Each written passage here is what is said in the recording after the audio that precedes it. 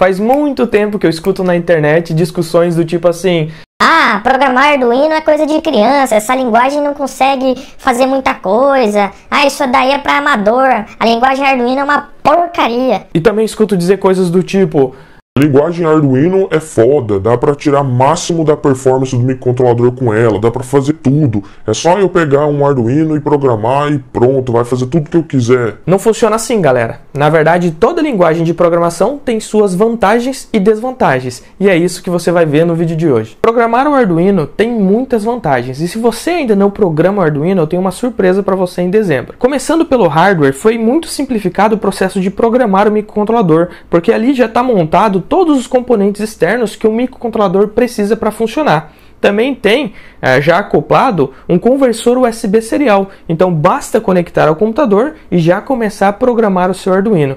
O que facilita muito também é um conector que eles colocaram para dar acesso aos terminais do microcontrolador. Assim a conexão com a protoboard e com outros circuitos fica bem mais fácil. A IDE do Arduino também, que é o software, ficou muito clara e limpa e cheia de recursos. Agora, aquela responsável pelo boom do Arduino, por ele ter ficado famoso, foi a linguagem de programação Arduino, que tornou mais simples o processo de se programar o microcontrolador.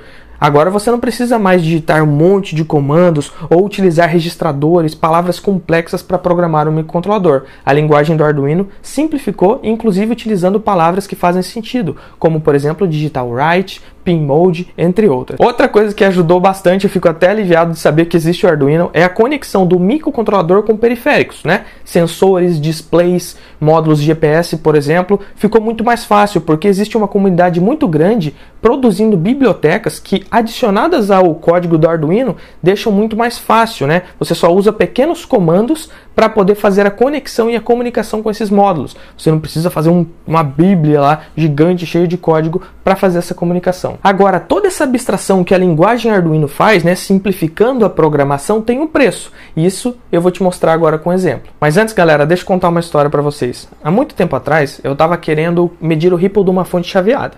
Então eu conectei meu osciloscópio e não estava conseguindo achar o ripple. O que eu via era só chuvisco, perturbação, e eu não sabia o que estava acontecendo. Então eu passei um dia inteiro pesquisando na internet para só depois de um dia inteiro, numa paginazinha lá no fundo, achar um artigo que solucionasse o meu problema.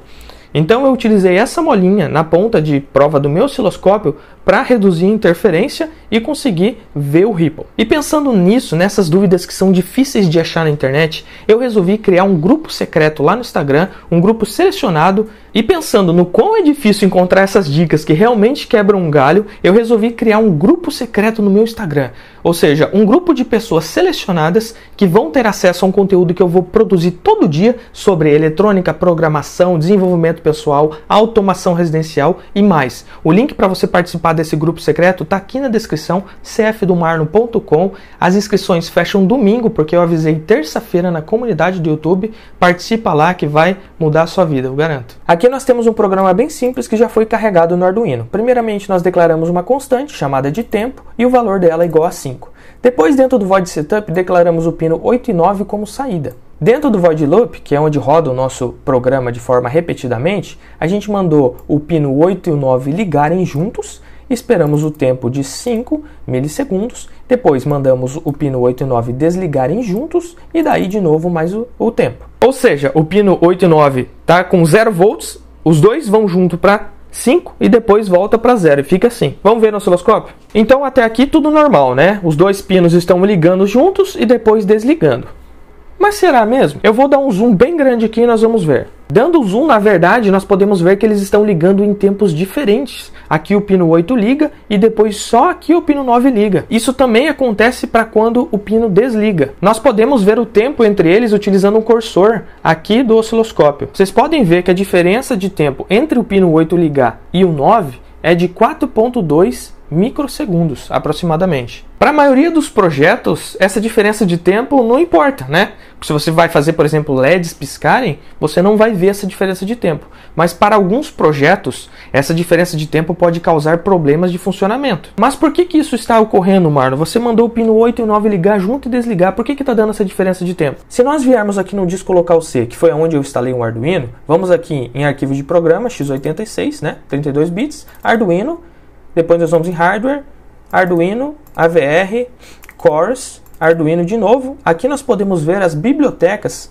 que são responsáveis por tornar a linguagem de programação Arduino simples. Se a gente abrir esse Wired Digital, que cuida das funções PinMode, Digital Write e Digital Read, Digital Read, Digital Write e PinMode, nós podemos ver quanta coisa é necessária para que um pino do Arduino seja acionado. Olha o tanto de função que ele tem que executar só para você poder vir aqui e colocar Digital Write pino 8 High ou Low. Para você ter noção da quantidade de tempo que isso está demorando, nós podemos calcular quantos ciclos, quantas leituras de instruções o microcontrolador está fazendo a partir do momento que nós mandamos ligar o pino 8 até o pino 9. No caso desse Arduino Uno, ele está utilizando um cristal de 16 MHz, ou seja, um cristal que oscila a 16 milhões de vezes por segundo. Se calcularmos o período, que é 1 dividido por 16 milhões, vamos obter que o Arduino está fazendo leituras de instruções a cada 0,0625 microsegundos. Como o tempo entre o pino 8 fica high e o 9 fica high é aproximadamente 4,2 microsegundos,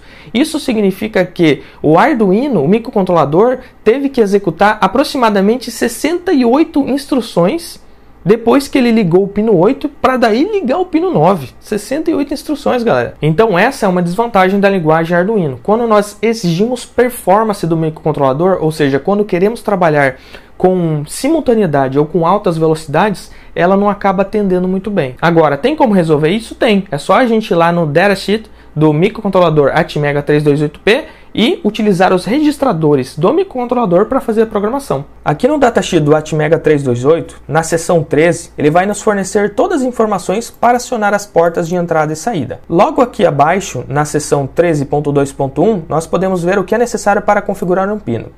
Cada porta consiste de 3 registradores, o DDXN, o port e o pin. Nós podemos ver que o port ele vai fazer o acionamento do pino, ou seja, quando o pino está configurado para a saída e você pôr 1 nesse bit aí, ele vai ligar o pino. Se você pôr 0, ele vai desligar o pino. Aqui na seção 13.4, que é a descrição dos registradores, nós encontramos o registrador port B e a descrição dos seus bits. Para que a gente possa acionar os pinos do microcontrolador, nós temos que acionar cada um desses bits aqui. Mas como que eu sei que eu tenho que utilizar o port B e não o port C ou o port D? Porque eu fui até este mapa de pinos do microcontrolador Atmega 328 e vi aqui que todo o port B, que vai de B0, B1 até B5, eles acionam o pino de 8 até 13. Como eu quero acionar o pino 8,9, então é o port B que eu vou acionar, pois o 8,9 está contemplando o port B. Essa é outra programação que eu fiz, agora utilizando o registrador port B. Basicamente é a mesma coisa, só que em vez de utilizar a função Digital Write, que é meio lenta, mas que é simples, eu utilizei o port B aqui e disse que ele é igual a esse valor aqui. Este B eu coloquei porque aqui na sequência estou colocando valores em binário. É isso que esse B significa. Este bit e este bit acionam o pino 8 e o 9 do nosso Arduino. Os sequentes acionam 10, 11, 12 e 13. Então perceba que aqui eu mandei ligar os dois pinos, esperei 5 milissegundos, depois mandei desligar os dois pinos colocando esses bits para 0 e esperei mais 5 milissegundos. Igualzinho eu tinha feito no outro programa, só que dessa vez com registradores. Vou carregar o programa no Arduino e vamos ver o resultado no osciloscópio. Como vocês podem ver, até então tudo normal, os dois estão ligando juntos e desligando juntos. Agora vamos dar um zoom para confirmar a simultaneidade. Como vocês podem ver aqui no osciloscópio, os pinos estão ligando simultaneamente e também desligando simultaneamente. Isso acontece porque o microcontrolador teve que executar somente uma instrução, mais ou menos ali, para poder ligar dois pinos. Não teve que usar a função Digital Write, que tem um monte de coisa para poder acionar o pino. Uma coisa que vocês podem notar é que essa facilidade toda da linguagem Arduino cobra também outro preço, que é o da memória. Vocês podem ver que esse programa aqui, feito com Digital Write, com a função Digital Write, ocupa 970 bytes da memória flash e 9 bytes da memória RAM. Já esse outro programa, que faz exatamente a mesma coisa, só que melhor porque os pinos acionam simultaneamente, ocupa somente 774 bytes da memória flash e só 9 bytes da memória RAM. Então nós reduzimos de forma bem significativa o tamanho do programa fazendo a mesma coisa. E para programação de microcontroladores, poupar memória é muito importante, porque os carinhas não têm muita memória e outra, você tem que aprender a programar de forma performática, de forma a obter performance. Vou demonstrar um exemplo agora onde vai ficar bem claro essa diferença de tempo na qual o Arduino demora para trabalhar com a função digital write ou somente com registradores. Esse daqui é um exemplo mais simples ainda, somente declaramos o pino 8 como saída e depois mandamos ligar o pino 8 e logo em seguida, sem delay no meio, sem tempo no meio, mandamos desligar.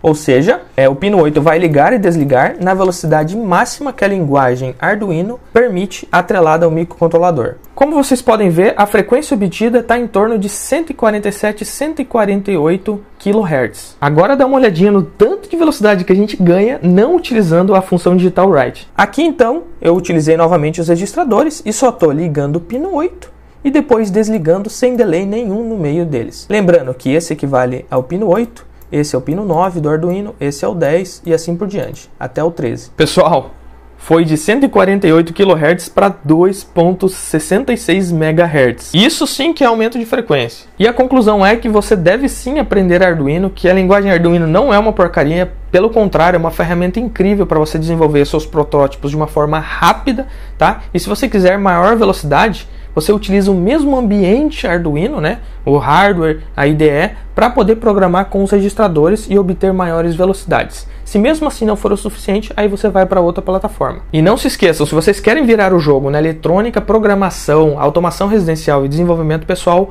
acesse aqui embaixo, se inscreva no meu Close Friends, é até meia-noite, cfdomarlon.com.